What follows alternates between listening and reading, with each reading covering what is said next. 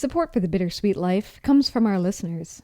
This week I want to thank Marianne, Rebecca, and Susan. Thank you so much for supporting the show. If you love this show, help us pay for it. We've got taxes, we've got bills, we've got all manner of costs, not to mention the time we put into this show. If you love what we're doing here, please help us pay for it. Visit the links in our show notes to donate or visit thebittersweetlife.net. There you'll see a number of options as well as added content. We love you guys. Thanks so much.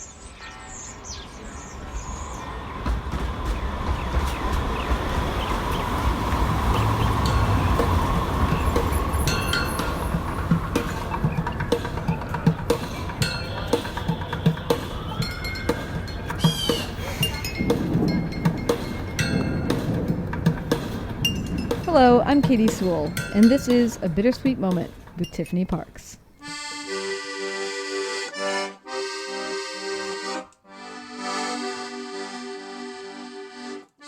Hello and welcome to The Bittersweet Life. I'm Tiffany Parks, and this is your midweek Bittersweet Moment. I'm sitting under the Christmas tree on this Christmas Eve with Aurelio. And Aurelio and I thought we would talk a little bit about books, about kids' books. Now, on Monday's episode, you will hear Katie and I also talking about books. We each made a list of all the books we read in 2021, and we picked our favorites, our 3 favorite books of the year, and we talk a little bit about them, and you'll hear that on Monday's episode, as well as a few of the books that didn't quite live up to expectations. Now, considering that, with that on my mind, I thought that we could talk with Aurelio about the books that he and I read over the course of 2021, because we read a lot of books, and I just went and got them all off the bookshelves, and there's a huge pile of books here on the floor, at least 15, if not 20 books here. Now, I read to Aurelio. I generally read to him at night before he goes to bed, about a chapter or so. But if we're reading a book that he's really, really into, he'll often ask me to read to him at breakfast the next morning, and sometimes even at lunch, and sometimes even at dinner. So suffice to say, we have got through a lot of books this year. Now, generally, we're reading some of the classics of children's literature, but we also read a few graphic novels as well, and we still do read picture books, but I'm not really counting the picture books in this stack. So we're sitting here with this huge pile of books, and I want to talk to you, Aurelio, about which of the books you liked the best.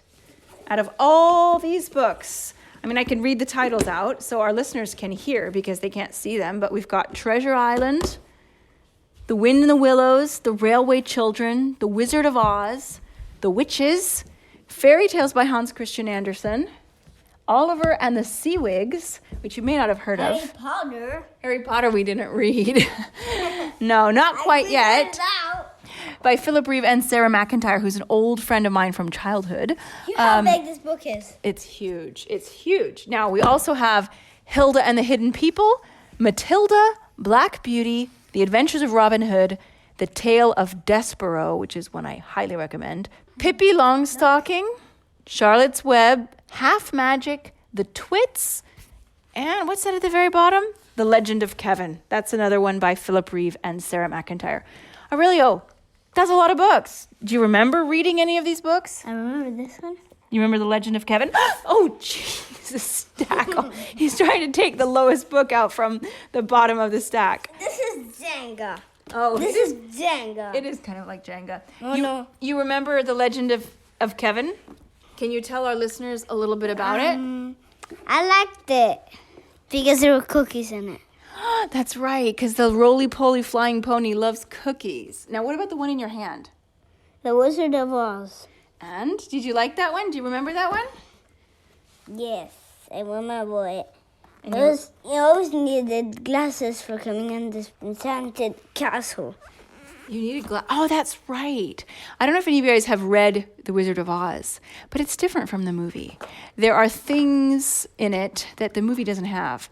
And one of them, which Aurelio just mentioned, is they make you put on glasses when you go into the Emerald City.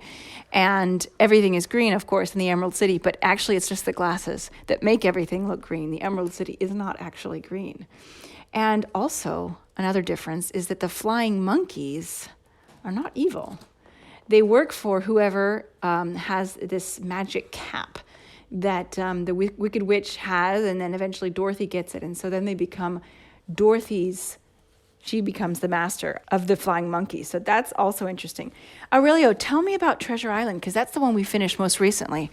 I liked about it because there were pirates and there was a pirate ship, and it's so beautiful.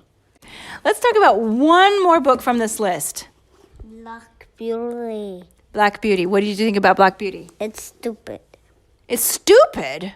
What's stupid about it? Maybe there's a better word you can use to describe it? It's not nice. It's sad, right? Yeah, it's really sad. I hate it. I hated it too, to be perfectly honest.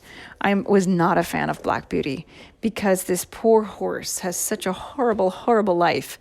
And it just gets treated so poorly that it's quite sad, actually. Quite sad. Now, Aurelio, actually, I said that was the last one, but I do want to talk about one more book, and that is The Adventures of Robin Hood. I hate it. Now, that sounds strange to me because everybody gets hanged. Not everybody gets hanged. A couple of people get hanged.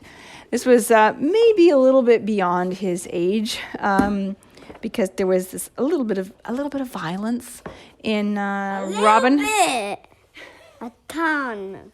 It's a little bit of violence in Robin Hood. Stop! It's a ton of violence. And they describe hangings and things like that. To be fair, Treasure Island was violent too. Poking out eyes. Did somebody get their eyes poked out? In which Treasure Island or Robin Hood? Robin Hood. Oh, that's right. Okay, so keep in mind before you read The Adventures of Robin Hood to your child, it is a little bit violent. However, he loved it when we were reading it, and he begged me and begged me and begged me every morning at breakfast and every night. And in fact, the book is... Can you give me the railway ticket? It's about 300 pages. Can I get the railway? Okay, sorry. So he is...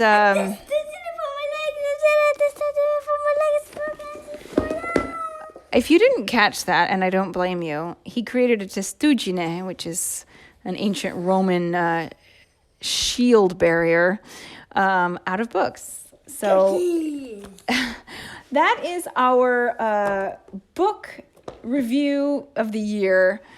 I hope I've given you at least a few ideas of books you could read with your kids and maybe what you might not want to. Thank you for listening to this episode. And I hope you have a wonderful, wonderful Christmas Eve tomorrow and Christmas Day. That goes without saying. And I hope you get lots and lots of books under your tree. What about you? Do you think you're going to get any books from Santa? Cookies. All right, so much for the books. I'll just keep them. Thanks so much for listening. I'm Tiffany Parks. Oh, now you have to say, all right. I'm Tiffany Parks. And I'm Aurelio. Join us again.